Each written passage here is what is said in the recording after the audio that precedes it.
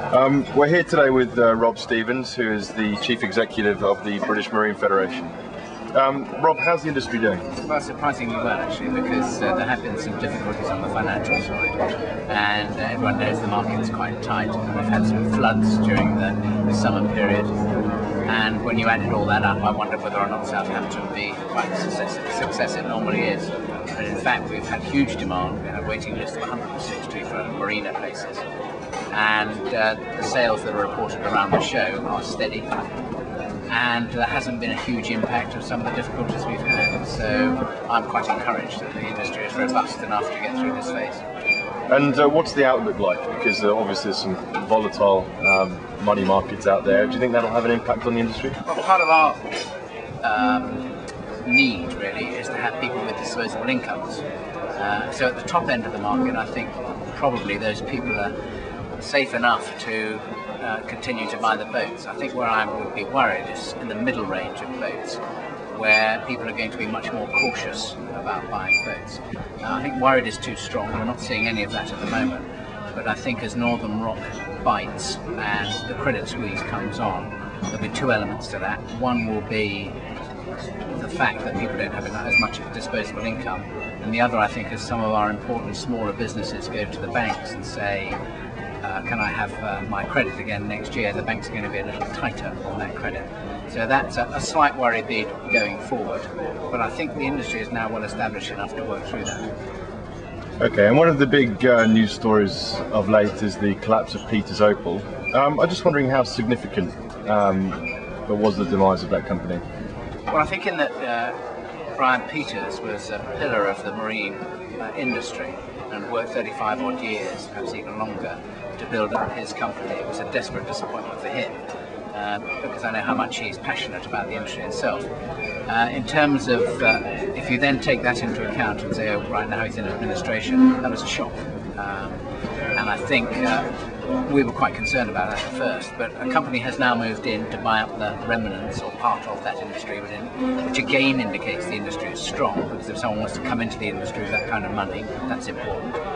The other aspect of it, which we've got to look closely at, is we must make sure that if there are any deposits or anything within BA Peters accounts which can't be matched or can't be covered by the monies, then we're going to work very closely behind the scenes to try and persuade the industry as a whole to cover those deposits so that we preserve the integrity of the industry. There's been a lot of talk about client accounts, and it seems to me that they're just not as sacred as people perceive them to be. I mean, why is this? I think a whole raft of reasons. When a company is getting close to the mark financially, there's probably a temptation to just say, well, we can manoeuvre that fund just for a couple of days, and of course it never quite works out like that, probably. I'm speculating here. I think the other side of that is the companies are quite small in comparison to the big tourism and the airline areas, so it's quite hard to bring in an ABTA type approach, but we are looking at how we could try and do that either through insurance or some other method. The early indications are not good because we're quite small as an industry in comparison to the others, but we're going to keep pursuing that to try and protect customers more than we can do at the moment. So the BMF is definitely on the case of... Yes, we're very heavily involved in this. We're not allowed to get involved through the administrators because that would be illegal. But we're very, as you would imagine, we know our industry pretty well, so we know where the pressure points are, and we're trying to make sure that the customers are not shortchanged. Okay. And moving to red diesel, Brian Peters, in an interview with Motorboats Monthly, said red diesel was a factor in the collapse of his company. What's your take on that? I think there must be a lot of factors in it. There were he's changed dealerships over the years. He's expanded when others have perhaps not been quite so ambitious. There are on-costs probably from red diesel, and I think they're very manageable with the rest of the industry. There was some talk about Sale of Goods Act as well, which another thing we're looking at in the BMF are the links between the manufacturers and the dealers, right? And I've taken soundings all around the industry during this show, and in fact the ones that are quick to respond to customer complaints and actually take action can usually avoid a major issue.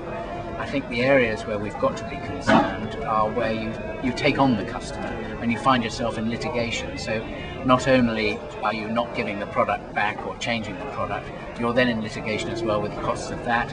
And of course the customer then becomes entrenched, and as a consequence you find yourself with additional costs beyond the boat. I think that clever dealers, and I spoke I think to James Bark the other day in Essex, and he was very robust about it. He said actually our role as a dealer is to try and help the customer as much as possible, and if you're quick in responding to customer concerns, you can usually avoid any litigation. So we're not complacent about it. I think we do have to address the issue of the manufacturer-dealer relationship and what the legal aspects of that, to make sure the membership is much better educated on these things. But at the same time, there's natural customer service which can help here as well. Okay. And Lord Drayson, who was here yesterday, mentioned he was very wary of over-regulation in the marine sector. He talked particularly of drink boating. I just wondered what the BMF are doing to perhaps educate the government that this may be an unnecessary measure. The BMF and the RYA are very keen for a light touch on all legislation, but none of us are irresponsible enough to say anyone can go to sea drunk. I think our view is that there is a lot of legislation in place at the moment, or sufficient, to actually prosecute people who abuse alcohol and get involved in accidents. And so from that respect, we're not complacent, but that could apply quite well. So we're not keen to have a lot of extra policemen on the water, because two fundamental reasons really. Participation is absolutely fundamental to our industry, and if we put people off, we're going to have less participation, therefore the industry could go into a slight decline. And the other one is access to water.